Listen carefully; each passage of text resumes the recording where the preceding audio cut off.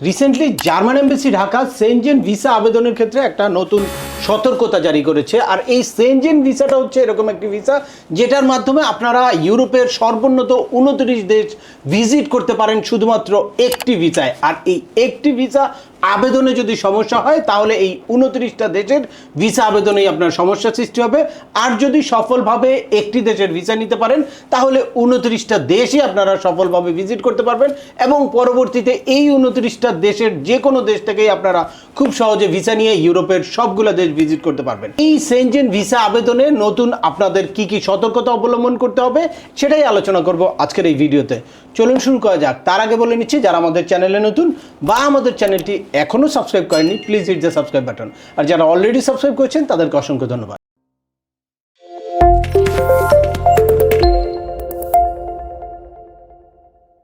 আপনাদের সাথে আছে আমি সিয়াম আমিনুল বাহার। আমাদের এই চ্যানেলে ইউএসএ, কানাডা, অস্ট্রেলিয়া, ইউকে সহ ইউরোপের বিভিন্ন দেশের ভিজিট, পড়াশোনা, ওয়ার্ক পারমিট এবং মাইগ্রেশন সংক্রান্ত বেশ কিছু আপডেটেড ইনফরমেশন আছে। আপনারা যারা যেই টপিক্সে ইন্টারেস্টেড দয়া করে ওই রিলেটেড সকল ভিডিওগুলো দেখবেন। এরপর ছোটোখাটো প্রশ্ন থাকলে ভিডিওর নিচে কমেন্টস করবেন। আর তারপরেও একান্ত কোনো ব্যক্তিগত পরামর্শ বা আমাদের কোনো সার্ভিস নিতে চাইলে ডিসক্রিপশানে থাকা হোয়াটসঅ্যাপ নম্বরে অ্যাপয়েন্টমেন্ট বুক করে সরাসরি যোগাযোগ করতে পারেন। অ্যাট দ্য সেম টাইম আমাদেরকে ইমেল করতে পারেন এবং আমাদের ইউটিউব, ফেসবুক ও ওয়েবসাইটগুলো ফলো করে সবসময় আমাদের সাথে যুক্ত থাকতে পারেন। এনিওয়েজ চলে আসে আজকের মূল আলোচনায়। এই যে আপনাদেরকে সরাসরি জার্মান এমবেসি ঢাকার ফেসবুক পেজে নিয়ে আসলাম। এই যে দেখছেন 8 জুন তারা এই গুরুত্বপূর্ণ সতর্কতাটা জারি করেছে। কি লিখেছে?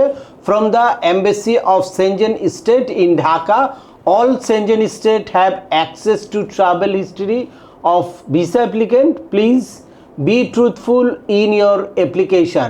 Any attempt to fabricate your travel history with any Schengen country could your chance obtain visa.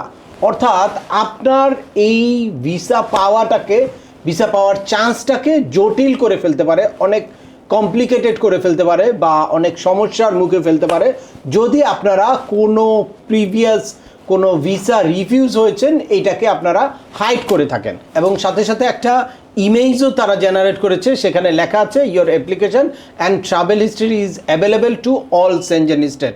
অর্থাৎ আপনি এই যে আবেদনটা করলেন এই অ্যাপ্লিকেশানের details information at the same time আপনার ট্রাভেল হিস্ট্রি সব সেনজেন স্টেটের কাছে চলে যাচ্ছে। তো আপনি যদি এখানে আপনি জার্মানিতে একরকম আবেদন করেছেন, আবার গিয়ে নেদারল্যান্ডে আরেক রকম ইনফরমেশান দেন, সুইজারল্যান্ডে আরেক রকম ইনফরমেশান দেন, তাহলে কিন্তু আপনার সেনজেন ভিসা চিরতরে বন্ধ হয়ে যেতে পারে বা কোনো জায়গা থেকেই আপনার সেনজেন ভিসা আসবে না।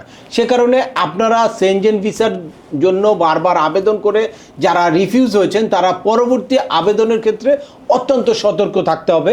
অবশ্যই আপনার প্রিভিয়াস ইনফরমেশনের সাথে ম্যাচ করে তারপর কিন্তু ডাটাগুলো দিতে হবে যেই দেশেই যান।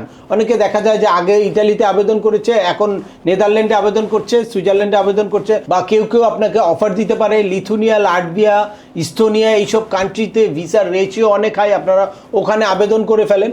প্রত্যেকটা সেনজেন স্টেটের কাছেই আপনার আগের সকল হিস্ট্রি কিন্তু চলে যাবে যখন আপনারা একবার কোনো সেনজেন কান্ট্রিতে ভিসার অ্যাপ্লিকেশন করুন। তো আজকের ভিডিওটি আর দীর্ঘায়িত করছি না। আশা করি এই ভিডিও থেকে কীভাবে আপনারা সেনজেন ভিসাটাকে নিশ্চিত করতে পারেন সে ব্যাপারে ক্লিয়ার একটা ধারণা পেয়েছেন। তারপরেও আপনাদের যদি এই সংক্রান্ত কোনো রকম কোনো প্রশ্ন থাকে অবশ্যই আমাকে কমেন্টস করে জানাবেন। আর ভিডিওটি ভালো লাগলে বা তথ্যবহুল মনে হলে লাইক দিয়ে আপনার বন্ধুদের মাঝে শেয়ার করে দেবেন যাদের এই ইনফরমেশনগুলো অত্যন্ত প্রয়োজন। আবার দেখা হবে নতুন কোনো গুরুত্বপূর্ণ টপিকস নিয়ে। সে পর্যন্ত সবাই ভালো থাকবেন, সুস্থ থাকবেন এবং আমাদের চ্যানেলের সাথেই থাকবেন। আল্লাহ হাফেজ।